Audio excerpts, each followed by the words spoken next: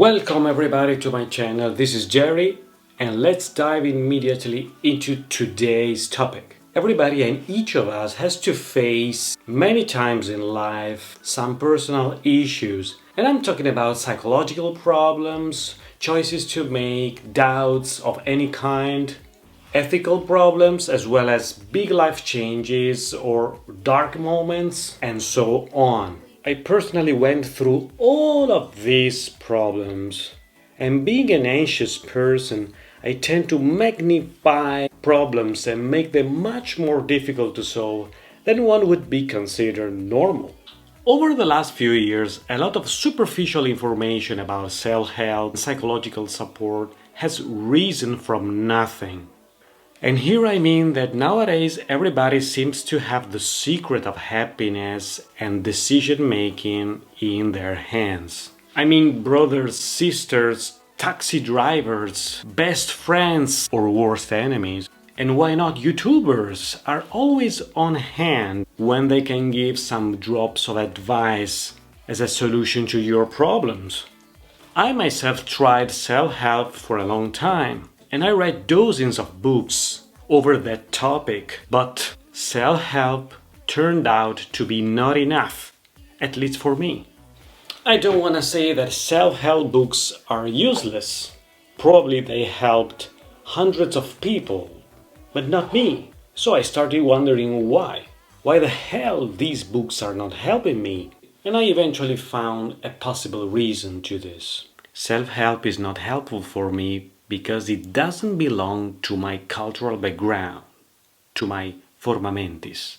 I mean, my mind now and its working system is based on what I've learned for decades in the past in high school and university. Really, the way my mind works now is the result of all the logical schemes learned in the past. When my brain was developing, and I was developing as a man, those schemes and pieces are now held together by a glue. And this glue is nothing else than the ensemble of classical studies.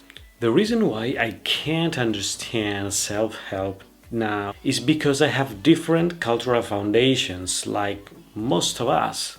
Actually, I find much more useful to solve everyday problems and issues the knowledge of philosophy rather than modern self-help. Also, I always think that maybe I can find a better solution to my problem in a 2500 years old discipline. So that's what I did and what I'm doing now, finding solutions, or rather a new food for thought, in old big thinkers of the past, who may have incredible advices to my everyday issues, problems, uncertainties.